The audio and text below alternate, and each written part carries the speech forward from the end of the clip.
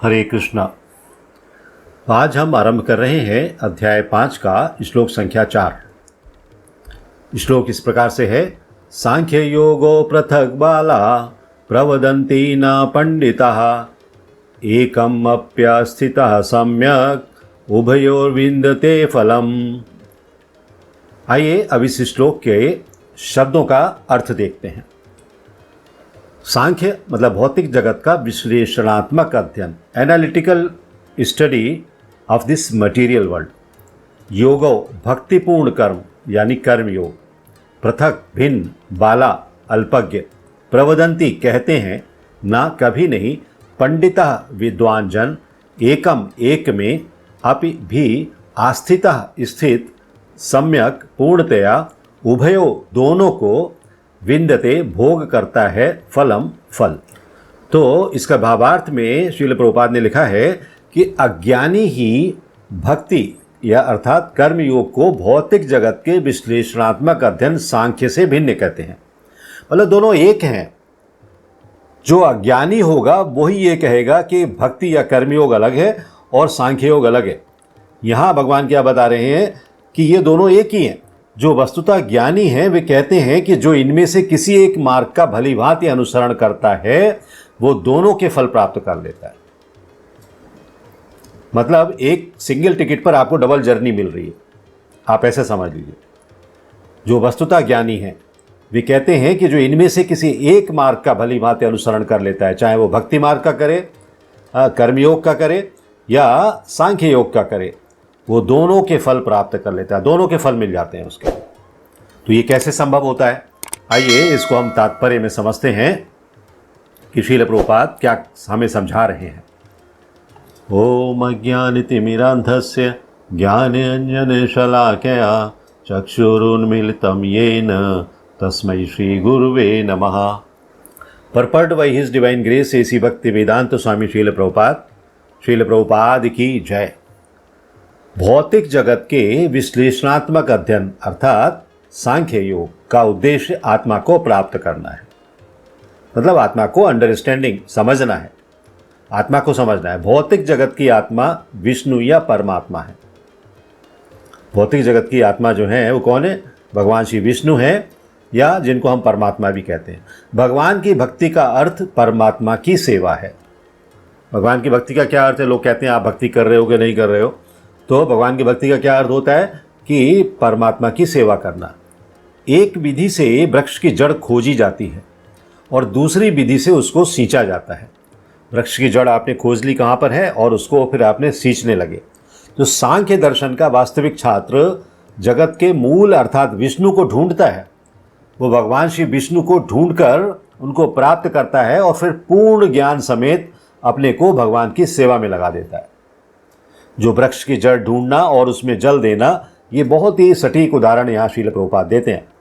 इसलिए हमें समझना चाहिए कि सांख्य योग में और भक्ति योग में क्या समानताएं हैं, किस तरह से वो समान है। अतः मूलतः इन दोनों में कोई भेद नहीं है, क्योंकि दोनों का उद्देश्य क्या है? भगवान श्री विष्णु की प्राप्ति करना।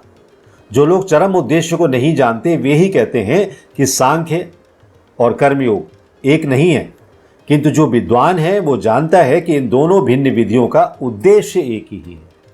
आप दो अलग अलग मार्गों से जाएंगे लेकिन आपका लक्ष्य, डेस्टिनेशन जो है वो एक ही है। क्या है? भगवान श्री विष्णु की सेवा करना। तो किसी भी सामान्य कर्म को ईश्वर की पूजा में परिवर्तित करने के दो उपाय होते हैं। आप जो कर्म कर रहे हैं ना, उनको भगवान के लिए समर्पित करने के लिए दो उपाय हैं। एक है कि सभी कर्मों में जो कर्ता का अभिमान है ना, उसको त्याग दीजिए। आप मैं करने वाला हूं ये नहीं, जो कुछ करने वाले हैं भगवान करने वाले हैं। एक तरीका ये है। और दूसरा तरीका ये है कि फल की आसक्ति के कारण जो उत्पन्न होने वाली चिंताएं हैं ना, हमें फल मिलेगा कि नहीं मिलेगा, कब मिलेगा, कैसा मिलेगा, ये चिंताओं का त्याग कर देना चाहिए। जिसे दूसरे शब्दों में कहेंगे कि एक तो भोगने की इच्छा और भोगने का अभिमान, इन दोनों का त्याग करना चाहिए।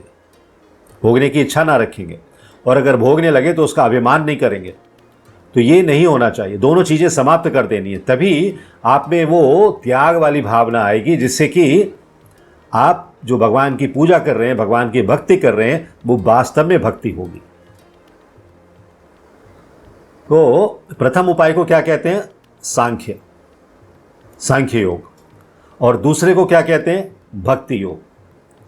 तो सांख्य मार्ग का अनुसरण सबके लिए संभव नहीं होता है, क्योंकि वो खोजना पड़ता है उसमें।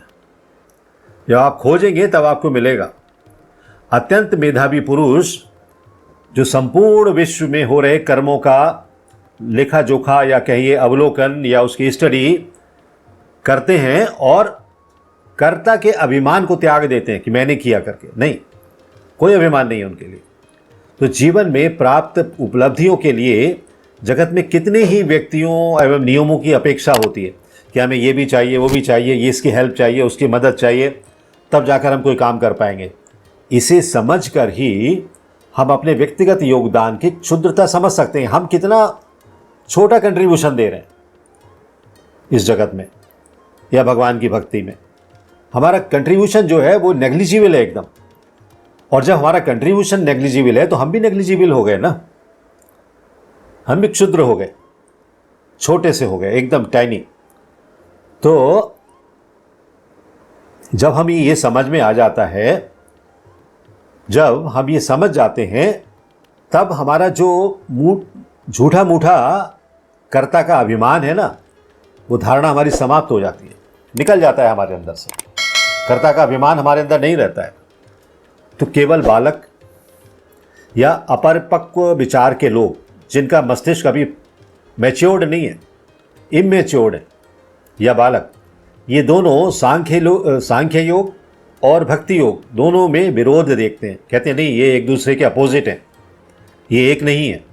जबकि बुद्धिमान पुरुष जो हैं वो किसी एक मार्ग का अवलंबन दृढ़ता से करता है, किसी एक मार्ग को पकड़ लेता है, बस इसी पर चलना है मुझे, और दोनों मार्गों के प्रभाव को समान रूप से जानता है कि इस मार्ग पर चलकर भी हमारा डेस्टिनेशन वही है, हम वहीं पहुंचेंगे, और इस मार्ग से जाएंगे तो वहां से भी हमारा डेस्टिनेशन वही है, हम वहीं पहुंचने वाले हैं। तो यदि भक्त के रूप में हम कर्ता के अभिमान को त्याग दें और फलों की आसक्ति को त्याग दें, तो एक ही लक्ष्य हमें प्राप्त होने वाला है, और वो क्या है? निष्काम कर्म, जिसके माध्यम से हम भगवान की भक्ति को प्राप्त कर सकते हैं।